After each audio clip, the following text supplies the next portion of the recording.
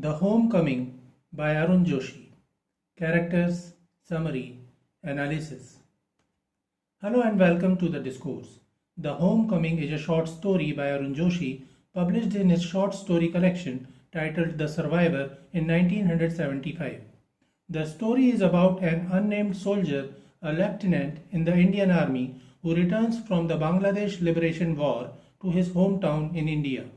It describes the failure of a soldier, a war survivor, to establish meaningful contacts with others, a failure that results in a painful loneliness experience. The story explores the hypocrisy and ignorance of the self-proclaimed intellectual elites of our society. The story is about the psychological effects of war and violence on individual soldiers. The psyche suffers during combat challenges. It can be tough when it is time to return home and start adapting to civilian life. Then the soldier may be disturbed by dreams about the war and may suffer from post-traumatic stress disorder, which affects veterans.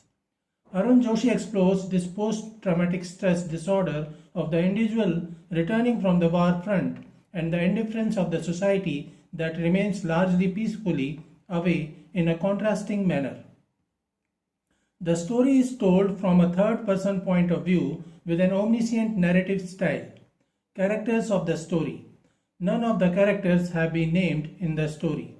There is a young army officer who just returned from the battleground of the Bangladesh Liberation Movement that resulted in the independence of Bangladesh from Pakistan in 1971. He is a survivor, a winner of the war. He was awarded with the Veer Chakra.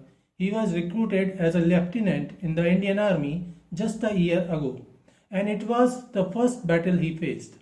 Many of his colleagues were lost during the war, which was a hard experience for him. His fiancée is a young girl looking forward to marrying him and having a family. He loved his fiancée and was very keen to marry her before he joined the army. But now he has doubts in his mind. His mother is a caring woman and his father is a responsible businessman with a busy schedule. All of them are cheerful at his return, but none of them can understand his trauma, his feelings, and his psyche that has been largely disturbed by the violence that he witnessed on the battlefield. He used to be close to his sister who understood him, but since his return, he feels that his sister too has changed and he could not express his feelings to her. One of his former classmates, who was keen on literature, has become a renowned poet. He meets him and other members of the elite class at a party. Summary of the Homecoming. The story begins as a young soldier, a lieutenant of the Indian Army, returns to his home city. He was posted on the Eastern Front in Dinjapur, Bangladesh. The war was over and he was awarded the Veer Chakra for his services and bravery. He is a newly recruited officer and it was his first experience of the battleground.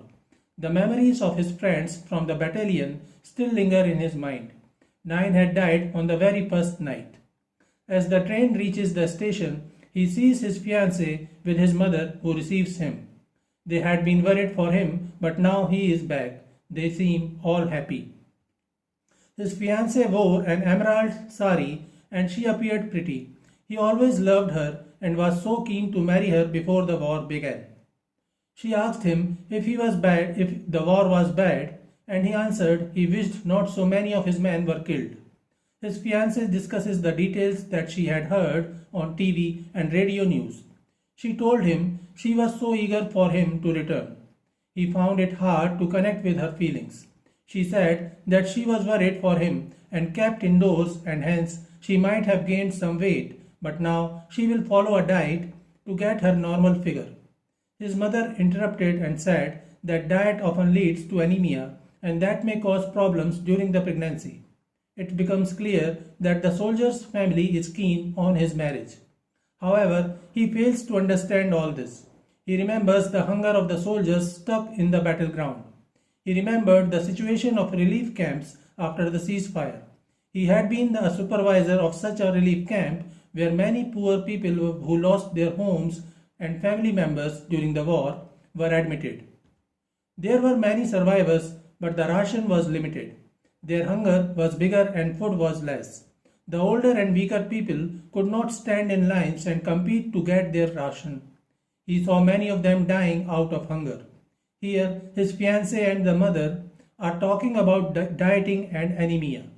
The battleground has changed something in him. He still remembers the scene of the hockey field strewn with the skeletons of boys. He had never seen a dead body before that.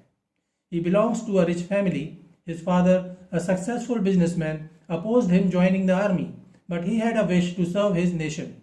Now he wonders what was the meaning of a one man's marriage, one man's life. He had been wondering what life was all about. Who he had been thinking could possibly be running the world. Such thoughts filled his head with confusion as he sat about or played cards or went out with his father for a big game of golf. He realized that no one could understand his feelings. His sister, who used to understand him well, too appears a stranger to him now. One day, her sister insisted on attending a party. There were many of his childhood friends, the sons and daughters of rich businessmen. He had known them since his childhood but failed to recognize them. They were wearing stylish modern clothes and goggles with awkward hairstyles, and some of them had beards.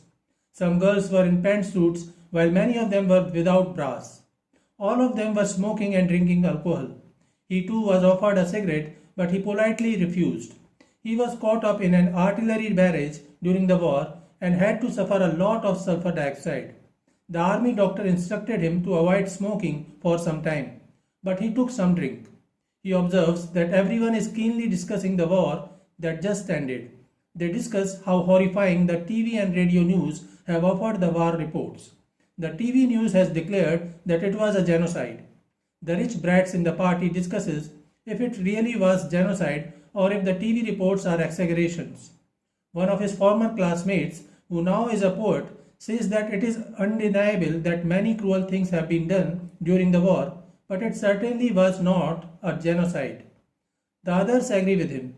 However, the soldier notices that none of them actually know the big terms they are using in their discussion.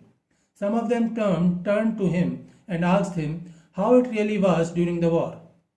They asked what happened after the tanks and the artillery and the aeroplanes destroyed the enemy. The lieutenant informed them that it was not the case.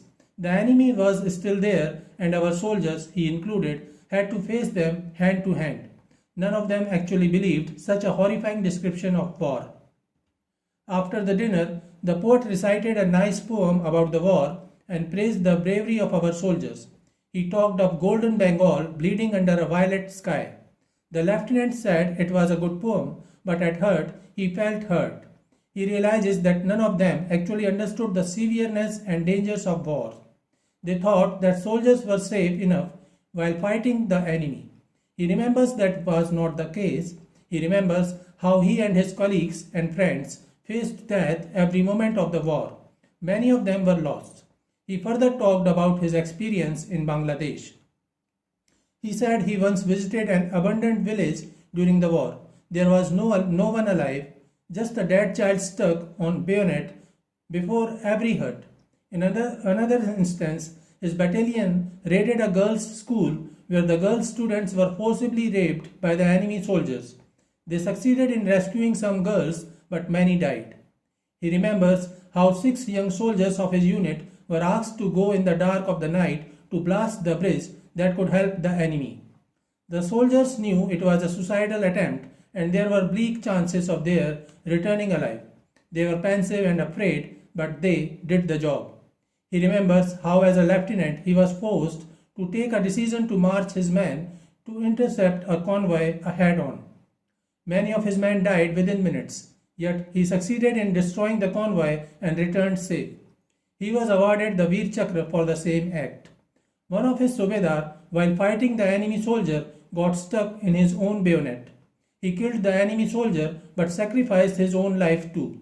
After the war, the lieutenant went to meet his family in his village. He was a poor man. His widowed wife was very young, in her 20s. He had 2 kids. She cried and begged for his help, wondering how she would feed her kids now. He tried to help her by recommending the name of the dead subedar for an award and monetary help. He does not know if the widow got any. He wonders how that girl of 20 with 2 kids will survive her life alone, as society won't allow her to remarry. Now, when he sees civilians talking about the war in such a light manner, he wonders what will happen if the next war happens right in the city center. He thought of leaving the army, but he realized that would not solve the problem. How will he make sure that no other Subedar will be killed by his own bayonet during the war? He left the party and returned home. Nothing changed the next morning. His sister was preparing for another party. His mother was insisting he marry soon. His father asked him to leave the army and join his business, and he wondered if he ever would be able to settle with them. His soul was troubled alone, searching the meaning of life and how to end the wars. So this is it for today. We will continue to discuss the history of Indian English literature. Please stay connected with the discourse. Thanks and regards.